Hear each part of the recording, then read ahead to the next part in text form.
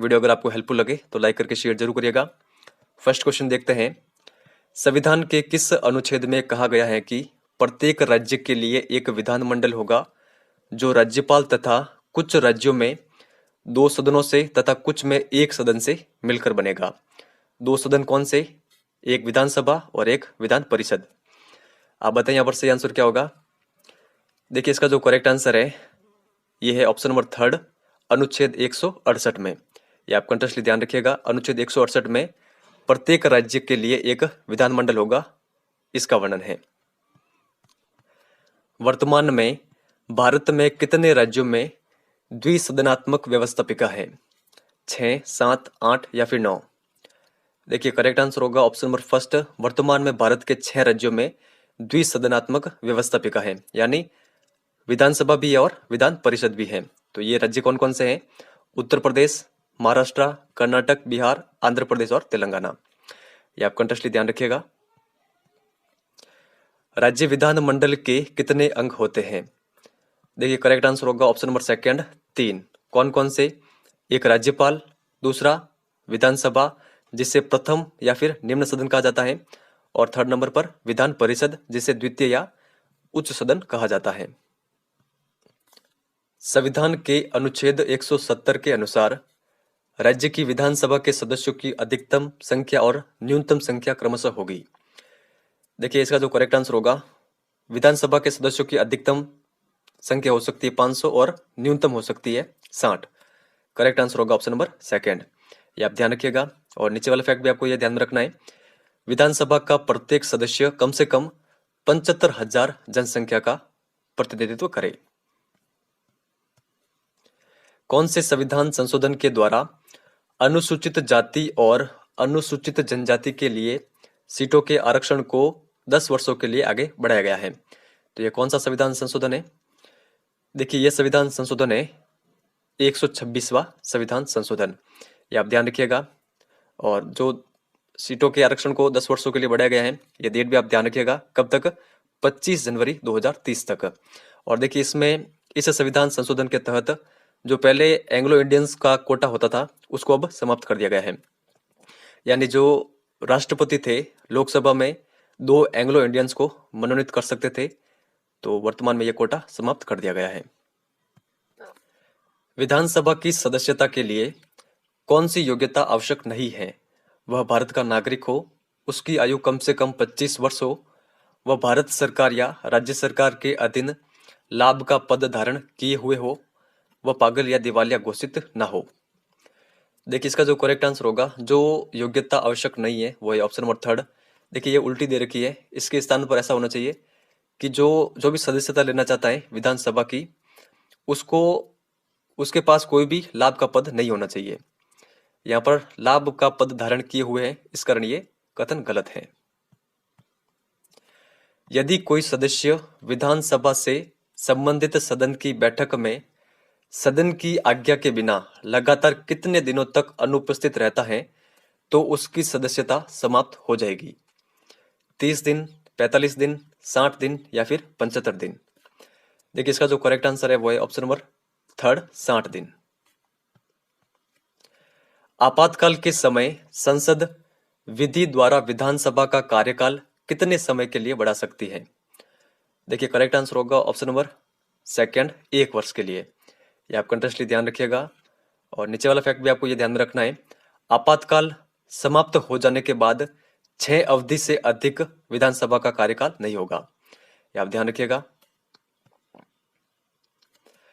विधानसभा अध्यक्ष अपना त्यागपत्र किसको दे सकता है? देखिए करेक्ट आंसर क्या होगा, विधानसभा अध्यक्ष अपना त्यागपत्र देता है ऑप्शन नंबर थर्ड, विधानसभा उपाध्यक्ष को। और जो विधानसभा उपाध्यक्ष है ये अपना त्यागपत्र किसे देता है? तो विधानसभा अध्यक्ष को। विधानसभा अध्यक्ष या उपाध्यक्ष को हटाने के लिए कितने दिन पहले अध्यक्ष या उपाध्यक्ष को हटाने संबंधी प्रस्ताव की सूचना देना आवश्यक है? 4 दिन, 14 दिन, 1 माह, 3 सप्ताह? देखिए इसका करेक्ट आंसर है ऑप्शन नंबर सेकंड, 14 दिन। विधानसभा में सदन का कोई सदस्य किसकी आज्ञा से भाषण दे सकता है? तो देखिए इसका जो करेक्ट आंसर है वो है ऑप्शन नंबर सेकंड, विधानसभा अध्यक्ष। विधानसभा में यदि किसी प्रश्न पर पक्ष और विपक्ष में बराबर मत आए तो निर्णायक मत का प्रयोग कौन करता है? देखिए करेक्ट आंसर होगा निर्णायक मत का प्रयोग करता है विधानसभा अध्यक्ष। विधानसभा में कोई विधेयक धन विधेयक है या नहीं, इसका निर्णय कौन करता है? देखिए इसका निर्णय करता है विधानसभा अध्यक्ष, ये आप ध्यान रखिएगा। और दल बदल संबंधी जो याचिकाएं होती है उन पर भी निर्णय अध्यक्ष ही देता है, विधानसभा अध्यक्ष। यदि विधानसभा अपनी पूरी सदस्य संख्या के बहुमत से तथा उपस्थित व मतदान करने वाले सदस्यों की संख्या के 2/3 बहुमत से प्रस्ताव पारित कर देती है तो संसद उस राज्य के लिए विधान परिषद का सृजन अथवा समाप्ति के कानून बनाएगी। या फिर ये क्वेश्चन इस प्रकार भी बन सकता है कि संविधान के किस अनुच्छेद में विधान परिषद के गठन का उल्लेख है? तो देखिए इसका जो करेक्ट आंसर होगा वो होगा ऑप्शन नंबर सेकंड, अनुच्छेद 169 में। ये आप कंटेक्स्टली ध्यान रखिएगा। और इसका गठन किस प्रकार होता है यहाँ पर ये दे रखा है, तो ये आप ध्यान रखिएगा। प्रत्येक राज्य की विधान परिषद के सदस्यों की संख्या उसकी विधानसभा के सदस्यों की संख्या के कितने से अधिक नहीं होगी। देखिए इसका जो करेक्ट आंसर होगा वो होगा ऑप्शन नंबर फर्स्ट, 1/3 से अधिक। समझिए यहाँ पर एक उदाहरण दे रखा है कि किसी विधानसभा के सदस्यों की संख्या है 150, तो देखिए अगर हम इसका 1/3 निकाले तो कितना रहेगा, 3 से अब इसको भाग दे देंगे तो हमारे पास आएगा 50। तो 50 से अधिक विधान परिषद के सदस्यों की संख्या नहीं होगी, तो ये आप ध्यान रखिएगा। विधान परिषद के सदस्यों की संख्या कम से कम कितनी होती है? देखिए इसका जो करेक्ट आंसर होगा वो होगा ऑप्शन नंबर फर्स्ट, 40। साहित्य, विज्ञान, कला, सहकारिता और समाज सेवा के क्षेत्रों में विशेष रुचि रखने वाले कितने व्यक्तियों को राज्यपाल विधान परिषद में मनोनीत करता है? देखिए राज्यपाल विधान परिषद में कुल सदस्यों का 1/6 भाग मनोनीत करता है। इसको आप एक उदाहरण के माध्यम से समझ सकते हैं। समझिए कि किसी विधान परिषद में टोटल जो सदस्य हैं कितने, 60 है, तो इसका 1/6 भाग कितना होगा, 6 से हम इसको भाग दे देंगे तो 10। तो 10 सदस्यों को मनोनीत करेगा राज्यपाल विधान परिषद में, तो ये आप ध्यान रखिएगा। विधान परिषद के सदस्यों का निर्वाचक मंडल है। 1/3 सदस्य का निर्वाचन स्थानीय संस्थाओं द्वारा, 1/3 सदस्यों का निर्वाचन एमएलएस के द्वारा, 1/12 भाग स्नातक और 1/12 भाग अध्यापक जो कि माध्यमिक स्तर से ऊपर अध्ययन करवाते हो, या फिर सभी। देखिए इसका करेक्ट आंसर क्या होगा, ऑप्शन नंबर फिफ्थ, सभी। ये सभी निर्वाचक मंडल है विधान परिषद के सदस्यों का, ये आपको ध्यान में रखना है। विधान परिषद की सदस्यता के लिए न्यूनतम आयु कितनी है? देखिए करेक्ट आंसर क्या होगा यहां पर, ऑप्शन नंबर सेकंड, 30 वर्ष। विधान परिषद के सदस्यों का कार्यकाल कितना होता है? देखिए करेक्ट आंसर होगा ऑप्शन नंबर थर्ड, 6 वर्ष। ये आप ध्यान रखिएगा। और नीचे वाले फैक्ट भी आप ये ध्यान रखिएगा, जो विधान परिषद है ये एक स्थायी सदन है, इसे भंग नहीं किया जा सकता। ये आप कंटेक्स्टली ध्यान रखिएगा। विधान परिषद किसी साधारण विधेयक को अधिकतम कितने समय के लिए रोक सकती है? देखिए इसका जो करेक्ट आंसर होगा वो होगा ऑप्शन नंबर फोर्थ, 4 माह के लिए। ये आप ध्यान रखिएगा। और इस प्रकार का उल्लेख संविधान के अनुच्छेद 197 में है। राज्यों में धन विधेयक सर्वप्रथम कहां पर रखे जाते हैं? देखिए ये रखे जाते हैं विधानसभा में, ये आप कंटेक्स्टली ध्यान रखिएगा। और धन विधेयक को विधान परिषद 14 दिन के लिए रोक सकती है, उससे अधिक नहीं। विधानमंडल में कौन सा विधेयक पास होने पर सरकार संचित निधि से व्यय हेतु धन निकाल सकती है? देखिए करेक्ट आंसर होगा ऑप्शन नंबर थर्ड, विनियोग विधेयक। राज्य मंत्रिमंडल अपनी नीतियों और कार्यों के लिए किसके प्रति उत्तरदायी होते हैं? देखिए करेक्ट आंसर होगा जो राज्य मंत्रिमंडल है ये अपनी नीतियों और कार्यों के लिए उत्तरदायी होते हैं विधानसभा के प्रति। राज्य की कार्यपालिका का वैधानिक प्रधान कौन होता है? तो इसका करेक्ट आंसर क्या होगा, ऑप्शन नंबर थर्ड, राज्यपाल। और जो वास्तविक प्रधान होता है वो कौन होता है? वो होता है मुख्यमंत्री और मंत्रिपरिषद। वर्तमान में राज्यपाल पद के लिए कितना वेतन दिया जाता है? देखिए करेक्ट आंसर क्या होगा? Option number second, 3,50,000। थोड़े में राज्यपाल की शक्तियां राष्ट्रपति के सम्मान है सिर्फ कूटनीतिक, सैनिक तथा संकटकालीन अधिकारों को छोड़कर। उक्त कथन किसका है? देखिए करेक्ट आंसर क्या होगा? Option number second, Durgadas Basu. निम्न में से किसकी नियुक्ति राज्यपाल करता है? मुख्यमंत्री, महाधिवक्ता, राज्य लोक सेवा आयोग के अध्यक्ष व सदस्यों की, या फिर सभी? देखिए करेक्ट आंसर है ऑप्शन नंबर फोर्थ, सभी की। मुख्यमंत्री को किसी मंत्री के व्यक्तिगत निर्णय को संपूर्ण मंत्रिमंडल के सम्मुख विचार के लिए रखने को कौन कह सकता है? तो ये कौन कह सकता है? करेक्ट आंसर होगा ऑप्शन नंबर थर्ड, राज्यपाल। राज्य मंत्रिपरिषद के सदस्यों को पद एवं गोपनीयता की शपथ कौन दिलाता है? देखिए काफी अधिक इंपॉर्टेंट प्रश्न है। करेक्ट आंसर होगा ऑप्शन नंबर सेकंड, राज्यपाल। राज्य व्यवस्थापिका का अधिवेशन बुलाना, सत्रावसान करना एवं विधान परिषद को भंग करना किसके कार्य है? देखिए यहाँ पर जितने भी कार्य दे रखे हैं, अधिवेशन बुलाना, सत्रावसान करना और विधानसभा को भंग करना, ये सभी कार्य हैं राज्यपाल के। और देखिए राज्यपाल विधानसभा को कब भंग कर सकता है? जब मुख्यमंत्री ऐसा राज्यपाल को करने के लिए बोले, तभी। चुनाव के बाद विधानमंडल की प्रथम बैठक को कौन संबोधित करता है? देखिए करेक्ट आंसर होगा ऑप्शन नंबर थर्ड, राज्यपाल। ये आप कंटेक्स्ट ध्यान रखिएगा। राज्य विधानसभा द्वारा पारित विधेयकों पर किसकी स्वीकृति आवश्यक है? तो किसकी स्वीकृति आवश्यक है? करेक्ट आंसर होगा ऑप्शन नंबर सेकंड, राज्यपाल की। और नीचे वाला फैक्ट भी आप ये ध्यान रखिएगा, राज्यपाल कुछ विधेयकों को राष्ट्रपति के विचार के लिए रक्षित भी रख सकता है। राज्य की आकस्मिक निधि किसके अधिकार में रहती है? देखिए करेक्ट आंसर होगा आकस्मिक निधि राज्यपाल के अधिकार में रहती है।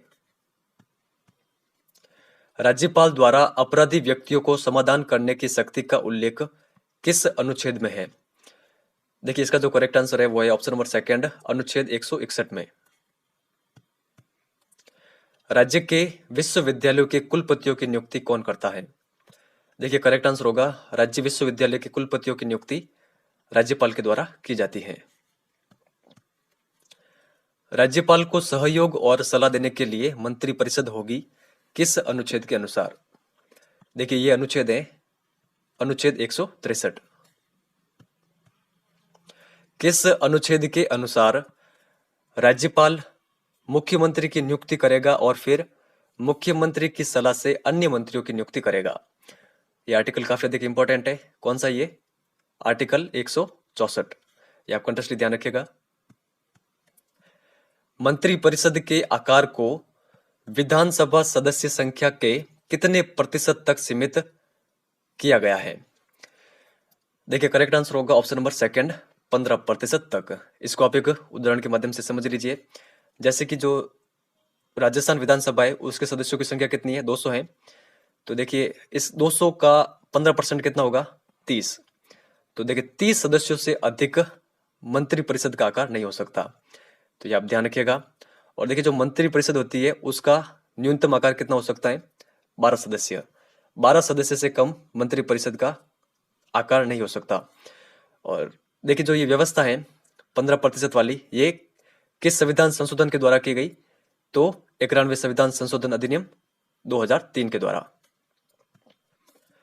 यदि कोई व्यक्ति मंत्री बनते समय विधानसभा का सदस्य नहीं है तो उसे कितने समय के अंतर्गत विधानसभा का सदस्य बनना अनिवार्य है? ऐसा न होने पर उसे अपना पद छोड़ना होगा।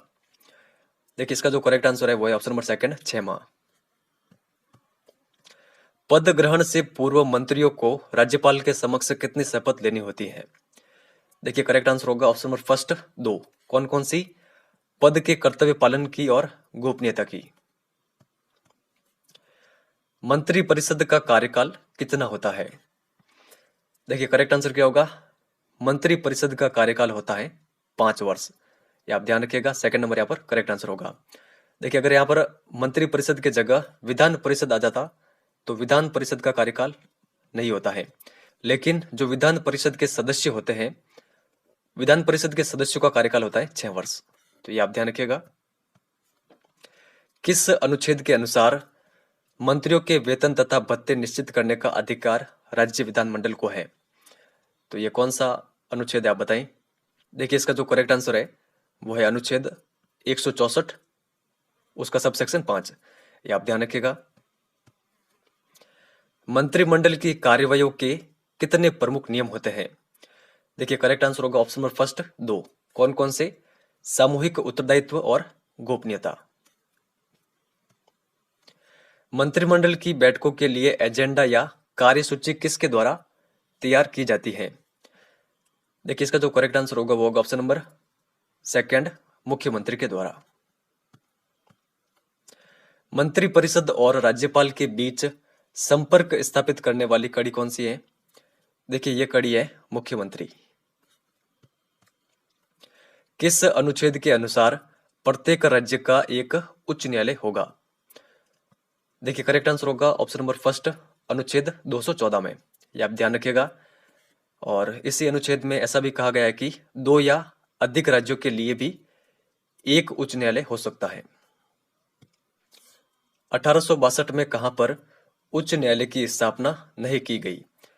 कोलकाता, मद्रास, बॉम्बे, इलाहाबाद। देखिए करेक्ट आंसर होगा ऑप्शन नंबर फोर्थ, इलाहाबाद में। तो कहां कहां पर की गई? कोलकाता, मद्रास और बॉम्बे में। ये आप ध्यान रखिएगा। कब? 1862 में। और भारत में सर्वप्रथम स्थापना हुई थी उच्च न्यायालय की 1862 में इन सभी शहरों में। 1866 में कहां पर उच्च न्यायालय की स्थापना की गई? तो देखिए करेक्ट आंसर होगा ऑप्शन नंबर सेकंड, इलाहाबाद में। वर्तमान में भारत में कितने उच्च न्यायालय हैं? देखिए काफी अधिक इंपॉर्टेंट प्रश्न है। करेक्ट आंसर होगा ऑप्शन नंबर थर्ड, 25। किस अनुच्छेद में उच्च न्यायालय के गठन का उल्लेख है? देखिए करेक्ट आंसर होगा उच्च न्यायालय के गठन का उल्लेख है अनुच्छेद 216 में। उच्च न्यायालय के न्यायाधीशों की नियुक्ति का उल्लेख है तो कौन से अनुच्छेद में है? देखिए यहाँ पर जो करेक्ट आंसर है वो है ऑप्शन नंबर फर्स्ट, अनुच्छेद 217 1 में। ये आप ध्यान रखिएगा। उच्च न्यायालय के न्यायाधीशों की नियुक्ति की आवश्यक जो योग्यता है उनका उल्लेख कौन से अनुच्छेद में है? देखिए इसका जो करेक्ट आंसर है वो है ऑप्शन नंबर फर्स्ट, अनुच्छेद 217 2 में। जस्ट हमने आगे देखा था अनुच्छेद 217 सब सेक्शन 1, जिसके अंतर्गत उच्च न्यायालयों के न्यायाधीशों की नियुक्ति का वर्णन है। और जो सब सेक्शन 2 है इसमें जो उच्च न्यायालय के न्यायाधीश है इनकी नियुक्ति के लिए जो आवश्यक योग्यता है उसका वर्णन है। उच्च न्यायालय के न्यायाधीशों का कार्यकाल का उल्लेख किस अनुच्छेद में है? देखिए करेक्ट आंसर क्या होगा? ऑप्शन नंबर सेकंड, अनुच्छेद 217 1 में। तो ये आप ध्यान रखिएगा। अनुच्छेद 217 1 में क्या क्या है? एक तो कार्यकाल है उच्च न्यायालय के न्यायाधीशों का, इसके अलावा उच्च न्यायालय के न्यायाधीशों की नियुक्ति। उच्च न्यायालय के न्यायाधीश किसको संबोधित करके अपना त्याग पत्र दे सकता है?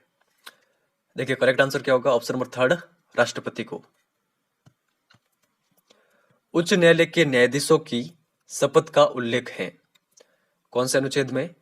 देखिए ये अनुच्छेद है अनुच्छेद 219 में। ये आप कंटेक्स्ट ध्यान रखिएगा। उच्च न्यायालय के न्यायाधीशों के स्थानांतरण का उल्लेख किस अनुच्छेद में है? देखिए करेक्ट आंसर क्या होगा? जो उच्च न्यायालय के न्यायाधीश है इनके स्थानांतरण का उल्लेख है अनुच्छेद 222 में। उच्च न्यायालय के न्यायाधीशों के वेतन का उल्लेख किस अनुच्छेद में है? देखिए करेक्ट आंसर क्या होगा?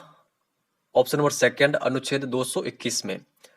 तो ये आप ध्यान रखिएगा। आगे जस्ट हमने देखा था शपथ, शपथ किस में है? अनुच्छेद 219 में। बाद में हमने देखा था स्थानांतरण, स्थानांतरण का उल्लेख है 222 में। और जो उच्च न्यायालय के न्यायाधीश है इनके वेतन का उल्लेख है 221 में। ये आप ध्यान रखिएगा सभी। उच्च न्यायालय किस अनुच्छेद के तहत रिट जारी कर सकता है। देखिए ये प्रश्न काफी अधिक इंपॉर्टेंट है।